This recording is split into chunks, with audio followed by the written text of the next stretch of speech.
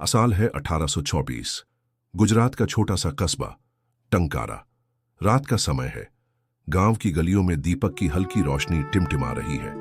दूर कहीं मंदिर की घंटियां बज रही हैं और घर घर में भजन की गूंज सुनाई दे रही है। इसी पावन भूमि पर जन्म लेता है एक ऐसा बालक जिसकी आंखों में मासूमियत तो है, लेकिन कहीं ना कहीं भीतर गहराई में एक अजीब बेचैनी भी छुपी हुई है। नाम रखा गया मूल शंकर। कौन जानता था कि यही छोटा सा बच्चा आने वाले समय में न सिर्फ अपने गांव, न सिर्फ अपने राज्य, बल्कि पूरे भारत के सामाजिक और धार्मिक ढांचे को हिलाकर रख देगा। अध्याय 1, बचपन की चमक और पहली जिज्ञासा।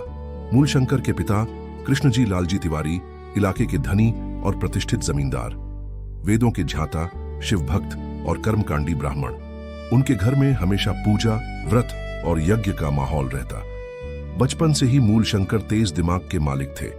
8 साल की उम्र तक आते आते संस्कृत के मंत्र उनके लिए खिलौनों जैसे हो गए थे। पिता चाहते थे कि वह बड़े होकर एक आदर्श ब्राह्मण और महान शिव भक्त बने, लेकिन भाग्य ने तो उनके लिए कुछ और ही लिखा था। शिवरात्रि की रात जिसने सब बदल दिया।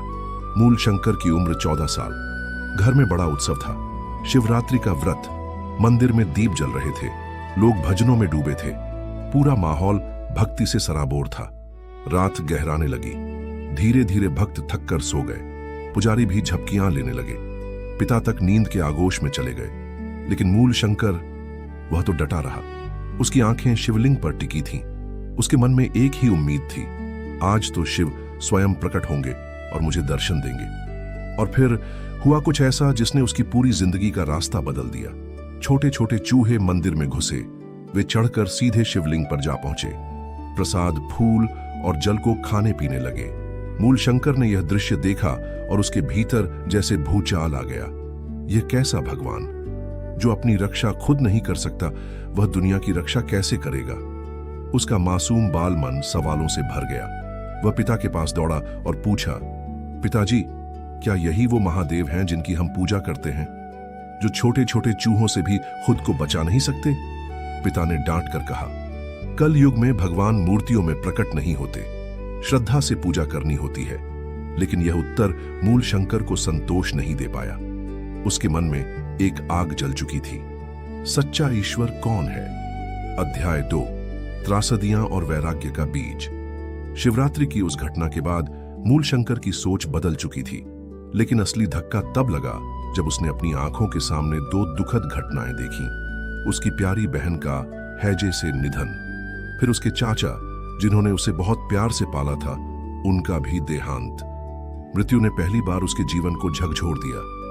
वह सोचने लगा, जीवन इतना क्षणभंगुर क्यों है? अमृतत्व क्या है? मृत्यु का रहस्य क्या है? जब माता पिता ने उसका विवाह कराने का निश्चय किया तो मूल शंकर का मन और भी व्याकुल हो गया। उसे लगा, अगर मैं विवाह में बंध गया तो सत्य की खोज कभी नहीं कर पाऊंगा। आखिरकार एक रात चुपचाप घर से निकल पड़ा। धन, परिवार, वैभव सब छोड़कर उसके कदम अब उस अनंत मार्ग की ओर बढ़ चुके थे, सत्य की खोज। अध्याय 3, वन वन भटकता सन्यासी। घर से निकलते ही मूल शंकर ने अपना नाम बदल कर रखा, शुद्ध चैतन्य ब्रह्मचारी। 21 साल का यह युवक अब तपस्वी के रूप में जंगलों और पहाड़ों की खाक छान रहा था। नर्मदा के किनारे किनारे चलता, साधुओं और योगियों से मिलता, उनसे एक ही सवाल पूछता, सच्चा ईश्वर कौन है? अमृतत्व का मार्ग क्या है? लेकिन हर जगह उसे निराशा मिली। कोई उसे कर्मकांडों में उलझा देता, कोई तंत्र मंत्र सिखाता, कोई चमत्कारों का ढोंग दिखाता। मूल शंकर जान चुका था, सत्य इन रास्तों में नहीं है। उसने घोर तपस्या की, हिमालय की गुफाओं में कठोर साधनाएं की, योग की रहस्यमयी विद्या सीखी, लेकिन फिर भी उसके मन की प्यास शांत नहीं हुई। उसे समझ आया, ज्ञान बिना गुरु के अधूरा है। अध्याय 4, 15 साल की अनंत खोज। लगभग 15 साल तक दयानंद अब सन्यासी कहलाने लगे थे। पूरे भारत में घूमते रहे। हरिद्वार, ऋषिकेश, बद्रीनाथ, केदारनाथ, दक्षिण भारत तक जहां भी किसी विद्वान गुरु का नाम सुनते वहां पहुंच जाते। लेकिन हर जगह उन्हें मत मतांतर, पाखंड और अज्ञान ही मिला। जितना वे देखते उतना ही समाज की दुर्दशा उनकी आंखों के सामने और गहरी होती जाती। जाति पाति का जहर, मूर्ति पूजा, अंधविश्वास, छुआछूत और महिलाओं की दुर्दशा। उनके भीतर विद्रोह की ज्वाला भड़क रही थी। अध्याय 5, गुरु विरजानंद का सानिध्य। इसी दौरान उन्हें मथुरा के एक नेत्रहीन महात्मा स्वामी विरजानंद के बारे में पता चला। कहा जाता था कि वे वेद और संस्कृत के प्रकांड विद्वान हैं, लेकिन उनका स्वभाव कठोर है और वे आसानी से किसी को शिष्य नहीं बनाते। दयानंद मथुरा पहुंचे। कुटिया का दरवाजा खटखटाया। अंदर से आवाज आई, कौन है? दयानंद बोले, गुरुवर, मैं जानना चाहता हूं कि मैं कौन हूं। ज्ञान का प्यासा हूं, आपकी शरण में आया हूं। विरजानंद ने पूछा, क्या पढ़ा है अब तक? दयानंद ने आत्मविश्वास से वे सब ग्रंथ गिनाए जिन्हें उन्होंने अब तक पढ़ा था। यह सुनकर विरजानंद क्रोधित हो गए। ये सब तो पाखंड और अज्ञान की पोथियां हैं। अगर सीखना है तो पहले इन्हें यमुना में फेंक आओ। दयानंद चुपचाप उन ग्रंथों को उठाकर यमुना में फेंक आए। खाली हाथ लौटे और बोले, गुरुदेव, आपकी आज्ञा का पालन कर दिया। यही उनकी सच्ची परीक्षा थी। गुरु का हृदय पिघल गया। उन्होंने दयानंद को शिष्य बना लिया। अध्याय 6, कठोर शिक्षा और नया दृष्टिकोण। स्वामी विरजानंद की शिक्षा आसान नहीं थी। वे नेत्रहीन थे, लेकिन उनकी दृष्टि असाधारण थी। वे दयानंद की छोटी से छोटी गलती पकड़ लेते और कठोर दंड देते। सुबह सुबह दयानंद कुटिया साफ करते, गुरु की सेवा करते, फिर अध्ययन में लग जाते। संस्कृत व्याकरण, पाणिनि की अष्टाध्यायी, पतंजलि का महाभाष्य, कठिन से कठिन ग्रंथ उन्होंने गुरु से सीखे। 2.5 साल तक यह कठोर शिक्षा चली। गुरु ने दयानंद को सिर्फ शास्त्र नहीं सिखाए, बल्कि सोचने का तरीका बदल दिया। उन्होंने समझाया, वेद ही सच्चा ज्ञान है। मूर्ति पूजा, अवतारवाद, जातिवाद सब अधर्म है। वेद सबके लिए है, चाहे स्त्री हो, शूद्र हो या कोई और। दयानंद का दृष्टिकोण पूरी तरह बदल चुका था। अध्याय 7, जीवन का सबसे बड़ा वचन। शिक्षा पूरी होने के बाद विदाई का समय आया। दयानंद ने गुरु के चरणों में सिर झुकाया।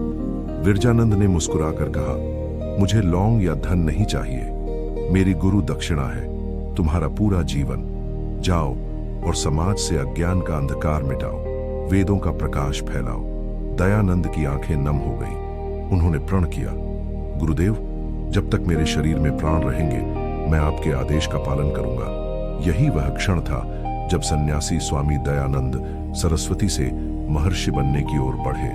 अध्याय 8, वेदों की ओर लौटो। क्रांति का नारा। गुरु का आशीर्वाद लेकर दयानंद आगे बढ़े। अब उनका मिशन स्पष्ट था, भारत को वेदों की ओर लौटाना। उन्होंने नारा दिया, वेदों की ओर लौटो। यह नारा केवल एक धार्मिक वाक्य नहीं था, यह तो विद्रोह था, क्रांति थी। काशी में उन्होंने पंडितों को खुली चुनौती दी, वेदों से केवल एक मंत्र दिखा दीजिए जिसमें मूर्ति पूजा का विधान हो। सन्नाटा छा गया, कोई उत्तर न दे सका। पंडितों ने उन्हें नास्तिक कहा, हमला किया, पत्थर बरसाए, लेकिन दयानंद पीछे नहीं हटे। यहीं से उनका असली संघर्ष शुरू हुआ।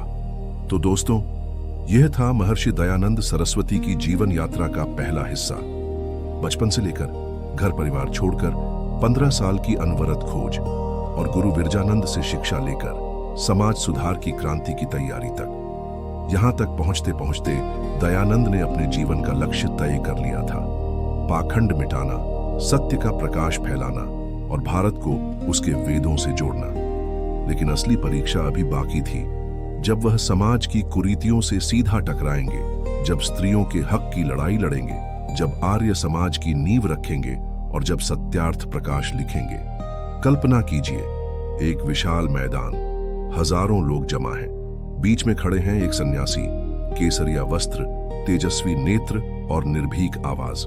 वे गूंजते स्वर में कहते हैं, भाइयों और बहनों, असली धर्म वेदों में है, मूर्तियों में नहीं, जाति पाति के बंधन में नहीं। उठो, जागो और वेदों की ओर लौटो। लोग मंत्रमुग्ध होकर सुन रहे हैं, लेकिन भीड़ में कुछ चेहरे गुस्से से भरे हैं। वे पंडित और पुजारी जिनकी दुकान इस क्रांति से बंद होने वाली है। यहीं से शुरू होता है वह सफर जिसने भारत के समाज को हमेशा के लिए बदल दिया। अध्याय 1, पाखंड पर पहला प्रहार। स्वामी दयानंद सरस्वती ने जब वेदों की ओर लौटो का नारा दिया तो यह केवल एक धार्मिक संदेश नहीं था, यह तो पूरे समाज पर प्रश्न चिन्ह था। मूर्ति पूजा का विरोध।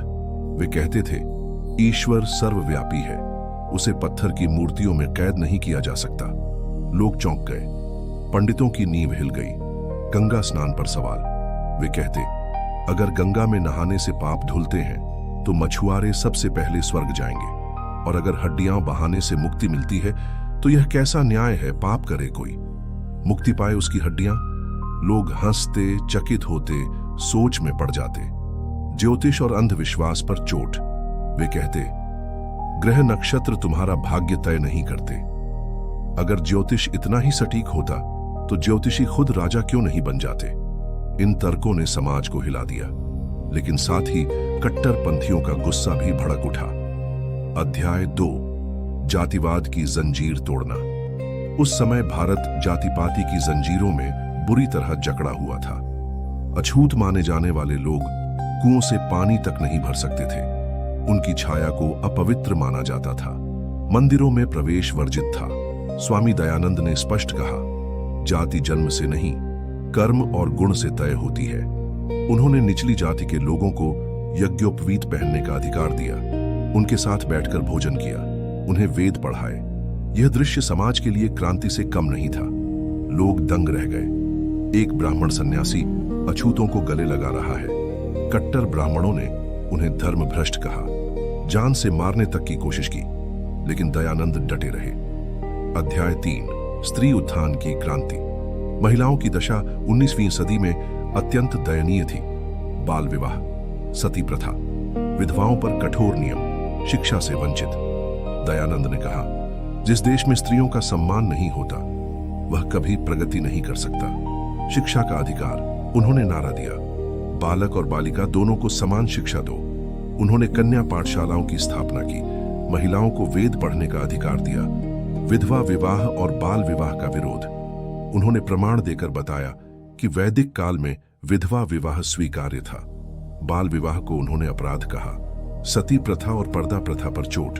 उन्होंने कहा, पति की चिता पर विधवा को जलाना हत्या है, धर्म नहीं, और पर्दा प्रथा महिलाओं को कैद करती है, सम्मान नहीं देती।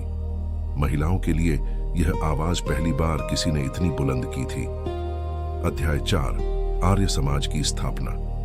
स्वामी दयानंद समझ गए थे कि अकेले भाषणों और शास्त्रार्थ से परिवर्तन स्थायी नहीं होगा। एक संस्था की जरूरत थी।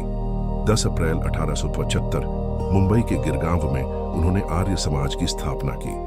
आर्य समाज के 10 नियम इनमें शामिल थे। सत्य को ग्रहण करना और असत्य को त्यागना, समाज के कल्याण के लिए काम करना, अज्ञान का नाश करना और ज्ञान की वृद्धि करना, ईश्वर एक है, निरंतर है। आर्य समाज में शिक्षा और समाज सेवा का बड़ा विकास हुआ। राणा हंसराज और श्रद्धानंद जैसे अनुयायियों ने डीएवी स्कूल और गुरुकुल कांगड़ी की नींव रखी। यह आंदोलन भारत के कोने कोने में फैल गया। अध्याय 5, सत्यार्थ प्रकाश, सत्य का दीपक। 1875 में स्वामी दयानंद ने लिखा सत्यार्थ प्रकाश। यह ग्रंथ उनके विचारों का सार था। इस ग्रंथ की खासियत, सरल हिंदी भाषा में लिखा गया, प्रश्नोत्तर शैली में। 2 भाग, मंडन पक्ष, सकारात्मक शिक्षा, ईश्वर, वेद, शिक्षा, मोक्ष, विवाह, राजधर्म। खंडन पक्ष, मूर्ति पूजा, पुराण, अवतारवाद, जैन, बौद्ध, ईसाई और इस्लाम की आलोचना। इस पुस्तक ने लोगों की सोच को हिला दिया, युवाओं को तर्क करने और प्रश्न पूछने की शक्ति दी। लेकिन विरोध भी उतना ही बड़ा हुआ। कई धर्मों के अनुयायी उनके खिलाफ हो गए। दयानंद को नास्तिक, विधर्मी और विद्रोही कहा गया। अध्याय 6, दुश्मनों की साजिश और अंतिम दिन। स्वामी दयानंद के विचारों ने करोड़ों अनुयायी बनाए, लेकिन उतने ही दुश्मन भी। कम से कम 17 बार उन्हें जहर देने की कोशिश की गई, लेकिन वे हर बार बच निकले। जोधपुर की साजिश। 1883 जोधपुर के महाराजा जसवंत सिंह ने स्वामी जी को बुलाया। महल में रहते हुए उन्होंने दरबार में फैले व्यसनों और अनैतिकता पर कठोर शब्द कहे। महाराजा की नर्तकी नन्ही जान को यह बात नागवार गुजरी। उसने रसोइये जगन्नाथ को पैसे देकर स्वामी जी के दूध में जहर और पिसा कांच मिला दिया। 29 सितंबर की रात दयानंद ने वह दूध पिया। कुछ ही देर में भयानक पीड़ा शुरू हो गई। जब रसोइया रोते हुए उनके पैरों में गिरा और अपराध कबूल किया, तो मरते हुए भी दयानंद ने उसे क्षमा किया। उसे पैसे दिए और कहा, भाग जाओ, नहीं तो राजा तुम्हें मार देंगे। क्या अद्भुत क्षमा थी। मृत्यु का क्षण। इलाज के लिए उन्हें अजमेर लाया गया, लेकिन हालत बिगड़ती गई। 30 अक्टूबर 1833 दीपावली की रात उन्होंने गायत्री मंत्र का जाप किया। शांत भाव से कहा, हे ईश्वर, तेरी इच्छा पूर्ण हो, और प्राण त्याग दिए। अध्याय 7 अमर विरासत। दयानंद का शरीर भले चला गया, लेकिन उनके विचार अमर हो गए। आर्य समाज की मशाल। आज भी आर्य समाज वेदों का प्रचार करता है, अंधविश्वास से लड़ता है और शिक्षा का प्रकाश फैलाता है। शिक्षा का क्षेत्र। डीएवी स्कूल और कॉलेज आज भी लाखों युवाओं को संस्कार और शिक्षा दे रहे हैं। गुरुकुल कांगड़ी आज भी वैदिक पद्धति को जीवित रखे हुए हैं। स्वतंत्रता संग्राम पर प्रभाव। लाला लाजपत राय, स्वामी श्रद्धानंद, बिस्मिल, सावरकर, सभी ने दयानंद से प्रेरणा ली। उन्होंने स्वराज्य शब्द का सबसे पहले प्रयोग किया। हिंदी भाषा का गौरव। दयानंद ने संस्कृत विद्वान होते हुए भी हिंदी को अपनाया और उसे राष्ट्रभाषा का स्वरूप दिया। अध्याय 8 आज के लिए सीख। स्वामी दयानंद का जीवन हमें 5 बड़ी बातें सिखाता है। सवाल पूछने का साहस। आंख बंद करके कुछ मत मानो। सत्य के मार्ग पर अडिग रहो, चाहे कितनी मुश्किल आए। कर्म और पुरुषार्थ में विश्वास। भाग्य नहीं, कर्म भविष्य बनाते हैं। समाज के प्रति कर्तव्य। ज्ञान केवल खुद के लिए नहीं, समाज के लिए हो। आत्मगौरव और स्वाभिमान। अपनी संस्कृति, भाषा और इतिहास पर गर्व करो।